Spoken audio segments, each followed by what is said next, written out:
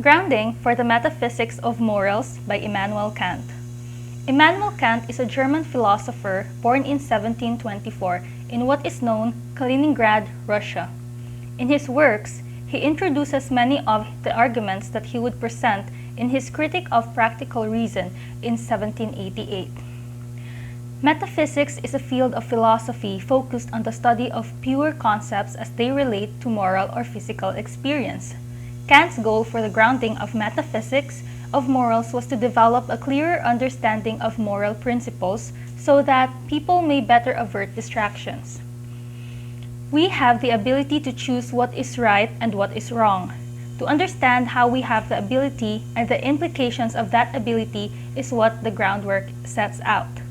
He claims that moral actions are supposed to be undertaken for the sake of morality alone. We are supposed to have pure motivations for moral actions without any self-interest. It was written in the Immanuel Kant's work that all rational knowledge is either material or formal. Formal is concerned only with the form of understanding and of reasons themselves, and with the universal rules of thought in general, without regard to the differences of its objects. It is also known as logic and cannot have any empirical part, meaning it cannot be based on grounds taken from experience. It is the study of pure thought, independent of any objects. On the other hand, material is concerned with determinate objects and with the laws that are being subjected to them. Such philosophy is divided into two parts, which is the laws of nature or laws of freedom. The laws of nature are also called physics, and the laws of freedom are ethics. So before we proceed, it is necessary to give importance to logic, physics, and ethics, as these are the three sciences that ancient Greek philosophy is divided into. It was also said that this division is perfectly suitable to the nature of the subject. Now, going back, physics is the study of how things happen in the world of human beings, and ethics is the study of how things ought to happen in the world of human beings. So philosophy may also be divided into the basis whether it is pure or empirical. Pure philosophy deals with concepts that occur to us independent of any experience of perception. Empirical philosophy deals with objects we experience in the world around us. Logic is pure philosophy as it relates to the formal procedures of thinking. Now, metaphysics is also pure philosophy as it applies to our efforts to understand the world. Therefore, physics and ethics have both empirical and metaphysical branches. So metaphysics is a field of philosophy focused on the study of pure concepts as they relate to moral and physical experience. Kant's goal for his specific work was to develop a clear understanding of moral principles so that people may better avert distractions. So the grounding for the Metaphysics of Morals talks about the development of pure moral philosophy that relies on a priori concepts of reason, not on empirical observations. Such philosophy should be possible since we presume that moral obligations are binding not just for particular people in particular circumstances, but rather for all rational beings in all places at all times. Having a clear understanding of moral principles can help people keep track of their moral obligations. It ensures that their motivations are pure and their actions are not truly moral if they only appear to conform to the moral law but lack moral motivation. So his argument about moral philosophy is similar to the one of his Critique of Pure Reason, where Kant argued that many of our basic ideas about the world, like our notions of time, space, and causation, for instance, are concepts which are hardwired into our brains rather than extrapolated from our experiences. So he identifies the basic principles of moral thinking that occur to us independent of any particular situation or experience. He claims that moral actions are supposed to be undertaken for the sake of morality alone. We are supposed to have pure motivations for moral actions without any self-interest. However, in some circumstances, it is impossible to think of motivations entirely being pure, for human beings will have interests that form a component to their motivation. So with this, he concluded that a secure understanding of morality must be based on pure concepts of reason. If moral ideas were drawn from experience, then they could not be assured universal validity, for they would be based only on the limited sets of events that we have experienced. Kant argues that moral ideas may be universally valid only if they are based on the intrinsic validity of a priori concepts. So to make his point more clear, Kant made a clear distinction between rational beings and mankind. Being a human entails possessing a certain human nature. So we get hungry, we fall in love, we have emotional and physical needs. In his view, the human nature must not be a consideration in moral thinking because human nature is a circumstance that affects human beings. You may be thinking at this point that Kant seems to want people to behave like robots. But by his account, morality requires us to separate our rationality from our nature and act solely on the basis of logical principles. This idea is strongly rooted in the basic ideas of enlightenment. Rational ideas make sense to all people, hence they are universal. He believes that rational ideas have a strong claim to authority, and a morality based on reason would make sense to all people. Immanuel Kant's grounding for the metaphysics of morals is divided into three sections. The first section is called Transition from the Ordinary Rational Knowledge of Morality to the Philosophical. There is no possibility of thinking of anything in the world, or even out of it, which can be regarded as good without qualification, except goodwill. The only thing that is unmistakably good in the universe is goodwill. Intelligence, wit, discernment, and other talents or character traits, as well as good fortune traits like riches, position, good health, etc., are deemed beneficial, although it may be utilized for both good and harmful ends. In contrast, even when good intentions fail to produce desired outcomes, they are still good in and out of themselves. If the greatest effort, it should achieve nothing, and only the goodwill should remain, not to be sure as a mere wish, but as the summoning of all means in our power. Yet it would, like a jewel, still shine by its own light as something which has its full value in itself. So reason serves purposes that are higher than survival and private happiness. According to the principle of the composition of natural organisms, each of these purposes is severed by the organ and faculty most appropriate to that purpose. The highest purposes of each individual are presumably self-preservation and the attainment of happiness. For these purposes, reason does not seem to be as well suited as instinct. We can see that people with a refined capacity for reason are not as often as happy than the masses, which may lead them to often envy the masses. While common people view reason with contempt, the fact that reason serves purposes that are higher than survival and private happiness. Reason brings out a good will that is good itself, as opposed to good for some particular purpose, such as attainment of happiness. So the specific obligations of a good will are called duties. There are three general propositions about duty. One is actions are generally good when they are undertaken for the sake of duty alone. However, we must consider that people may act with duty since it is what most people do and expect from everyone. They are impelled to perform the duty due to some inclination. People have a duty to help others in distress, yet many people may help others not out of a sense of duty, but rather give them pleasure to other people. Another example is when you saw a bag that you like in a store and cannot seem to afford it. You would not take it without paying since theft is against the law. That would make the law an inclination other than a sense of duty.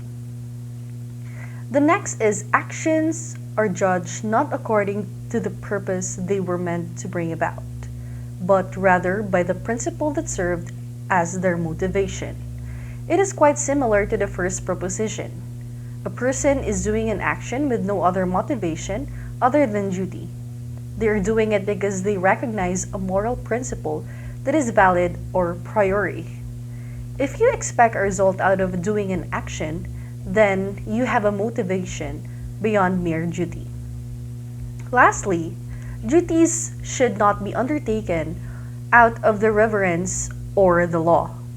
The reverence of law is a moral motivation of a person who recognizes that law as an imperative reason that transcends all other concerns and interests.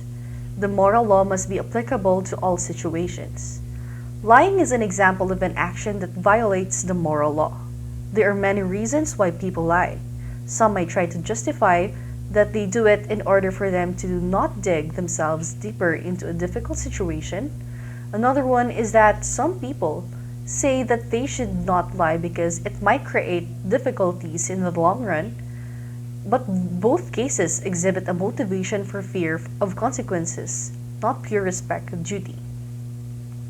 Although most people are unaware of the moral law, even in trained minds, and show remarkable ability to abide by it in practice. In other words, people's intuition about morality is generally correct. Of course, it implies the moral actions cannot have impure motivations. Otherwise, the action would be based on another motivation and not on the intrinsic goodness of the action. He also said that moral actions cannot be based on consideration of possible outcomes. This would make the action not good in itself, instead, be good that it brought a particular outcome. In order for the actions to be morally good, it must be good in and of itself. It to be universally valid. In order for your actions to be morally valid, it must make sense in pure logical terms. Kant's moral law is based on the principle of non-contradiction. He argues that we violate rational principles of morality when we contradict ourselves, and that would contradict ourselves when we act in a way that we do not want others to imitate. So for the second section, it is called Transition from Popular Moral Philosophy to a Metaphysics of Morals. In his writings, it was said that there is absolutely no possibility by means of experience to make out with complete certainty a single case in which the maxim of an action that may in other respects conform to duty has rested solely on moral grounds and on the representation of one's duty. It is indeed sometimes the case that after the keenest self-examination, we can find nothing except the moral ground of duty that could have been strong enough to move us to this or that good action and to such great sacrifice. But there cannot be with certainty be at all inferred from this that some secret impulse of self-love, merely appearing as idea of duty, was not the actual determining cause of the will. So it was said that it is almost impossible to find examples of actions performed exclusively out of a sense of duty. Nearly every action we observe can be attributed to some motive other than pure duty. Also, we are often not sure whether our own true motives are pure.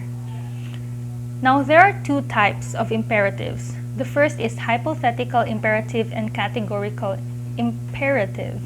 So for the hypothetical imperative, it is considered non-moral as it is based on wants and desires.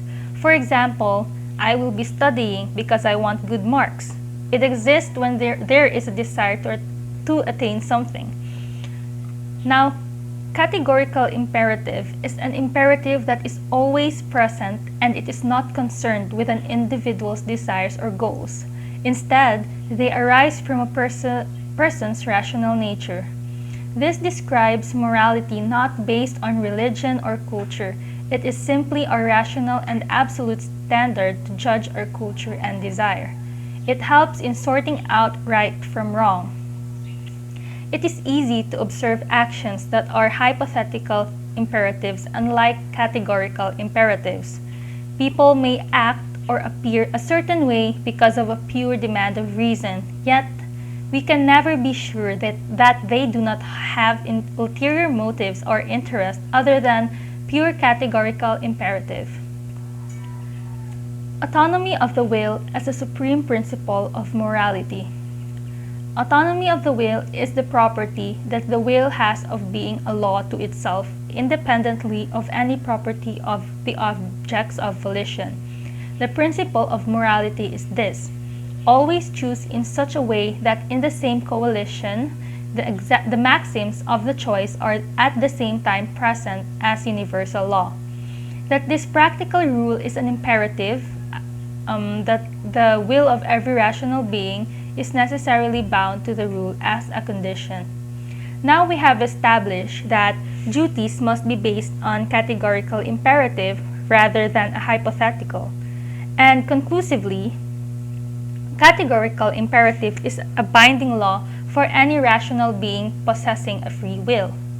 The will is a faculty that enables rational beings to choose what course of action to follow. Rational beings may pursue certain ends using appropriate means. It means that a person may do the correct or right thing in order to achieve a certain outcome. The categorical imperative is said to be based only on something that is an end in itself, which is an end that is a means only to itself and not to some other need, desire, or purpose. The moral imperative must therefore abstract from every object to such an extent that no object has any influence at all on the will, so that practical reason for the will may not merely minister to an interest not belonging to it, but may merely show its own commanding authority as a supreme legislation. When the rational beings pursue morality and the kingdom of ends, they elevate themselves above the demands of nature and of their material circumstances. Then they establish the independence or autonomy of their will. But if a person's goals are determined by something other than universal law, their will is heteronymous, meaning it depends on external factors in determining its goals. For the last section, transition from a metaphysics of moral to a critic of pure practical reason. The concept of freedom is the key for an explanation of the autonomy of will. The will is a kind of causality belonging to living beings insofar as they are rational. Freedom would be the property of this causality that makes it effective independent of any determination by alien causes. Rational beings have the unique capacity to cause events through free will. Kant said that the autonomy of the will and free will are one of the same because a will that is free must be a will that gives itself its own law. Thus, will is free when and only when it follows moral laws. Morality therefore follows from the concept of free will. In this section, he closely examined the relationship between the freedom of the will and its autonomy. In the natural, perceivable world, he says, everything is subject to causation. But the will is beyond the natural world, and so it determines itself. Let's disregard the freedom from law, causation, since it is hardly a basis for morality, because we have defined morality as acting in accordance with the law. And in order to act in accordance with the law and still be free, the will should act as though it is a law unto itself. Therefore, if we suppose that the will is free, then the concept of morality, acting in accordance with a self-legislated universal law, necessarily follows. Freedom is the concept in which the absolute goodness and the lawfulness of the will can be reconciled. Freedom remains an idea of reason, something we can't have sensory knowledge of, and therefore can truly know that we have. And in the grounding for the metaphysics of morals, Immanuel Kant argues that he has successfully shown that the categorical imperative is the only basis for legitimately moral action. But he cannot show that we must act according to the categorical imperative without completely subjugating man's existence in the world of understanding, which is free, to the world of appearances, which, because it functions on the principles of causation, means we always have an incentive to act one way or the other. Everything that we perceive does have a cause, because causation is a category that the human mind uses to link sensory impressions. But there are things not in our experience of which we are nonetheless aware. One of these is moral obligation. Moral obligation is hypothetical. We know that we ought to do something, and this knowledge does come from our senses. Therefore, moral obligations is free in the sense of being uncaused. We obligate ourselves. Freedom of the will can never be demonstrated by experience. It is a principle of reason that everything we understand may be explained on the basis of prior conditions. It may neither be proven nor disproven, and all we know is that we have a concept of freedom of good will, and that morality may be based on this concept. People generally presume that moral principles must apply to all beings at all places and at all times. Moral principles must therefore be based on concepts of reason as opposed to particularities of culture and personality. The goal of the grounding for the metaphysics of morals is to develop a clear understanding of moral principles, so that people may better avert distractions. Since specific interests, circumstances, and consequences cannot be considered, the moral law must be a general formula that is applicable in all situations. Rather than commanding specific actions, it must express the principle that action should be undertaken with pure motives without considerations of consequences, and out of pure reverence of the law. The formula that meets this criteria is the following. One is we should act in such a way that we could want the maxim or the motivating principle of our action to become universal law. People have a decent intuitive sense of this law. Still, it is helpful for the philosophy to state the law clearly so people can keep it in mind.